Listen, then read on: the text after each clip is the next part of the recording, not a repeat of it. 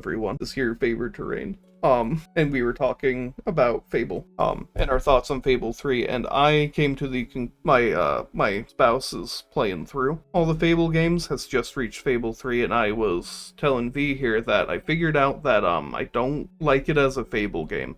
I like it very much as a game. I like the narrative. I do not like it as a Fable game because of the choices. And I was just getting to the part of, like, spoiler alert if you haven't played Fable 3. The end choices where, like, oh, you're supposed to, you were supposed to do this and that because you told us that you would if we did this. I'm staying very vague because my wife is still playing it downstairs. But, and like, it just makes no sense. Like, guys, you know what's coming. Can't we just, like, put it off and I'll, like, fulfill that later? I mean, seriously? Yeah, and I mean, and it's so funny because this is another thing we were talking about, was that the reason that it's not a good Fable game is all because of the structure, all because of the bones, and I'll go through it one more time. Yeah, because someone forgot to press the record button. Fucking I. Fable is about how your character affects Albion. The first one is all that, like 100%. It is just like your character is a little boy whose village gets destroyed, who gets taken in by a school of heroes. You find out later on that you have this lineage of being a hero. You go and do a bunch of like beginner hero shit.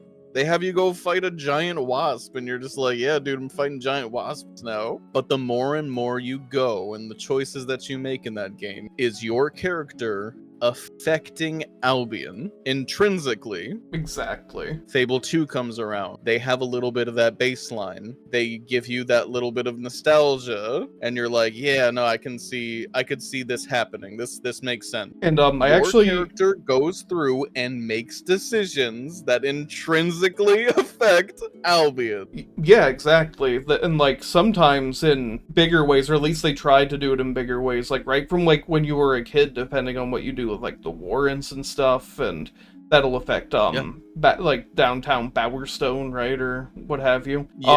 Like when you grow up, it's either a slum fest or it's like just like really nice area or whatever. A really gentrified neighborhood. Yeah, gentrified neighborhood, exactly. But and then just to round out my point a little bit. Yeah. Fable 3 comes around and you put it fantastically. You're just kind of a guy that's already a prince or a princess, and yeah. You already know your lineage, and you know exactly how Lucian is fucking a piece of shit. Just to go through the game and have this revolution story, which is very compelling, but at the end of the day, I believe all of that would have happened without your character.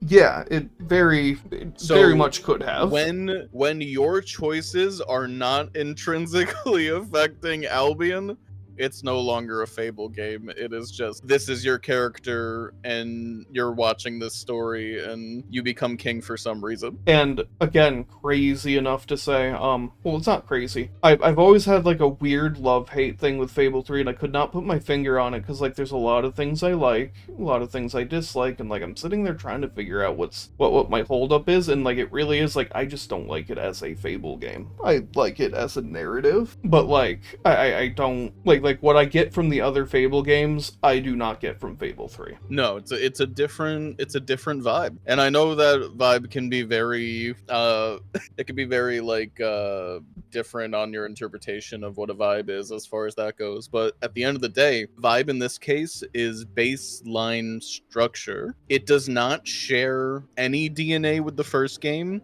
and it shares a very minimal amount of DNA with the second one. Which also gets very weird when you consider that it's like a direct sequel. And like on one hand it's cool because like let's say like you pick like a lady character in Fable 2 and you're playing on the same profile and everything, it'll address that. So like it recognizes the save data, which like I find very cool. Like even then they could have leaned more heavily into that even. Well, maybe they couldn't, I don't know. But like, it's just kind of like, oh yeah, your player character, that's the parent. And initially it's like, oh, that's cool. But then it's like, yeah, but wait. And also, just to address the elephant in the room as well, if you are a follower of this channel, you would have known that this year we played through Fable 2 Yeah. through its entirety. We have 2 episodes of Fable 3 on this channel, and I don't regret the first one at all because it was a very good span of time. Fine. The problem that we ultimately ran into was that the feeling wasn't there. Yeah. We came into it right off the back of Fable 2, literally a few days later, and it wasn't there. Not That there. has to tell you something. Like, we were going into it, and you can correct me if I'm wrong. In Fable 2, we had this story that was laced around our main character and how they intrinsically weaved into the story of Albion and who they were and what their decisions meant for Albion. We get to 3 and we're just like, oh yeah, it's gonna be so cool because we're gonna be able to like do the same thing with that. And ultimately, It just didn't we work. couldn't. And it goes back to what I said before. It's an already established character in your RPG. It's not a blank slate anymore. So it was not our character. Yeah, and it's not even like it has to be a kid, right? Because like you look at a game like Fallout New Vegas, right? Like you're already an adult courier, but like you don't know how you came to be a courier. It's not like, oh yeah, mom's down the road. Yeah, right. Or whatever. It's still blank slate. You get like shot in the head, and like he puts you back together, and like you put it back together however you want it to, and then from there you choose. It's still very much a blank slate. So like it's not even like, oh well, you need to have a child character. No, it's just this person's role is established out the gate. And just to kind of piggyback off of that real quick, there are games that do the exact same thing. They have a pretty well established backstory, right? They have this structure, and I'm gonna use Mass Effect as an example. Yep. Commander Shepard, you know that you are in the Systems Alliance as an officer, and you have this military career, and you have been selected for a program called the N7, but it's up to you everything after that. And even then, I'd argue, because it's been a while, but with the first Mass Effect, you get to pick the backstory and then carry that character throughout 2 and 3. Like you can like carry it through. It is your Shepard. They have a last name. They have a profession, and we know just the basic. But yes, you are correct. You get to pick your background. You get to pick your appearance. You get to pick all of these things. But in every sense of the word, they're already pre-established to some degree. Yeah, but they did it well. And that's what we're like. That's ultimately what I'm trying to say, at least. Like, you can do that. They just didn't. Yeah, and then also considering like, oh yeah, your character from Fable 2, like that's their kid, and it's like, but in Fable 2 you could have kids, and it certainly wasn't these two, or maybe even at all. Maybe like I don't know, you made like a gay character, right? And it's like you never had kids, or like you played it super evil, and like okay, you conquered, but like it still turns out to be the same Albion, which gets even weirder when you consider that like throughout 2 it feels like you're really affecting things and your choices are affecting things, but like it all leads to the same scenario as 3. It's just weird. Imagine this if you will. Just a little bit of a thought process, right? Mm-hmm. Off the coattails of Fable 2, you become the king or queen of Albion. You have children. Your character dies. Yeah. The prince of Albion becomes this. I'm sorry. So you have Lucian, right, or whatever the fuck his name is. What's his name? Logan. Sorry. You have Logan. He becomes king of Albion, right? You have the prince or prince. Yep. We'll call him the prince. Well, you have the prince of Albion, right? Mm-hmm. And he gets all the way up. No. I'm sorry. Let me rephrase, because I'm going through it now and I'm trying to find the best path for it. I'm trying to fix what they did. Yeah.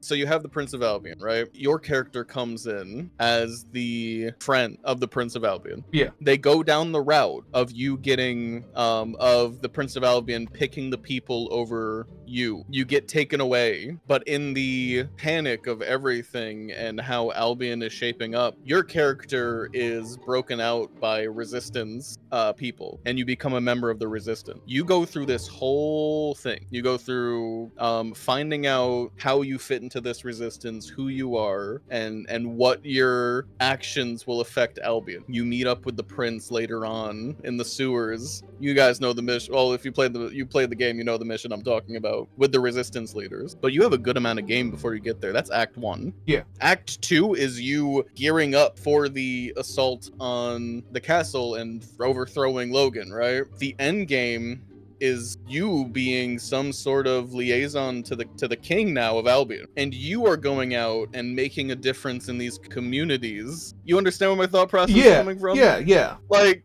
there's a way to there's a good line there. And that would have been an easily more compelling story. well, then, and honestly, I think the biggest crime, right, for Fable 3. I wasn't around when they were working on this game. Yeah. But no, weirdly enough, it's fan service. Oh, a 100%. big under, like Fable 1 became a cult classic, right? It wasn't very well received at first, but people began to kind of... Like, Lost Chapters came out and it got Yeah. a lot of recognition. Yeah. And a big part of that was because it eventually came to the original Xbox. Exactly. So you have that, right? And it's like, okay, want to make Fable 2. And it's like, I told you my issues with Fable 2 before. I feel like Fable 1 does a really good job at establishing the lore and the world, and Fable 2 has a bad habit of not addressing some of that, but it still does at the same time, right? And it even throws in fan service that actually works. But Fable 3, you start out in Castle Fairfax. That's why they wanted you to start there. It's because you're in the castle from the second game. Very close to Bowerstone, and it's like, oh, and your parent is the person. It's fan service. Yeah. They wrote it in as fan service, which is fine. I like fan service, so funny but because as a Star Wars fan, how could you not, right? Yeah. Fan service is half of the deal, right? But then you have the structure, you have what Fable is, because somewhere along the way they just lost the identity. Yeah. And that's something that I'm actually super excited for the new one, because all the trailers I've seen, the identity is there. Yeah, and that's actually what kickstarted this, because I've been leading / talking to my spouse there about Fable, because they're super interested in the new game, and it looks good, and it's like, you know what, I've been meaning to do a good playthrough of all of them. Been years since I've even touched them, and I'd never even beat any of them, so like I'm gonna really get into it, right? In preparation for the new game, because like it looks so good. It looks so good. And I'm very excited, because again, like it has that feel. It has like the feel of like Fable 2 and 1 somehow. Like it just feels good. And again, the impact, it just looks great. Honestly, I was saying, funny enough, unfortunately, like, Lionhead Studio isn't around anymore, but I almost think that the people responsible for Forza might be making the best Fable game to date. I think it's a very good possibility. And you also know my favorite thing about it. In what they've shown so far about it, they are capturing the spirit of Fable while also making it their own. Yeah. And you want to know why that's important? It's because it shouldn't be Fable 1. It should not be Fable. Like, I know that people are just like, oh, well, what if they just... No, it shouldn't be Fable 1. It should be Fable, but their take on it. Yeah. And I think one of the most important aspects of that is going into this and realizing that this isn't going to be the Fable you know, and you shouldn't unfairly give it that expectation. This is going to be something different, but I also think it's going to be something that is good. That does it justice, that does the franchise, and what we like about it. The spirit is there. The dry British comedy, I think they're doing it even better, if I'm going to be honest with you, because you have this almost very British sitcom sort of setup, and you even have these kind of famous comedic British actors who are doing it. Like, you you watch a British TV show like the IT Crowd, and you look at this and go, yeah, that's the IT Crowd. Yeah, exactly. So this is all to say, this was a very impromptu conversation, but we're excited about the new Fable. And I finally came to grips as to what my problems are with Fable 3 and that whole thing. Also, the other thing is, like, there's no health bar in Fable 3. I just realized that today. It's because you can't really die. No, you can't. Like, Fable 2, you can argue the same thing, but, like, I don't know, there were still consequences. You lost experience and stuff, but, like, and it's, like, it's unfortunate, because, like, Fable 3 has really good and smooth combat, but, like, it doesn't matter, because you can't die. I was so satisfied with the combat feel of Fable 2. And I know that it's amped up to 11 in Fable 3, and that's another big reason that I love Fable 3, was because I have very fond memories with just the combat in that game. Yeah, combat's great. But it's also just Fable 2 combat. But smoother. Which is not a bad thing. But again, so it's like, and kind of close it out, Fable 3, though good narratively, took the choices away that really feel like you're making a difference, and it stripped any sort of challenge from the actual gameplay. Mm-hmm. So, though it's satisfying to play, and although there's still some choices to make, and it's really well written as like a narrative story, not in my Fable, not in my RPG. Definitely not. That was Favored Terrain, I don't know, the Reflection Corner, and the Reflection Corner. And we'll see you in February. yeah. We'll see you meet us in February when we're booting up the game for the first time and trying to not have to try and change our pants. But that's it.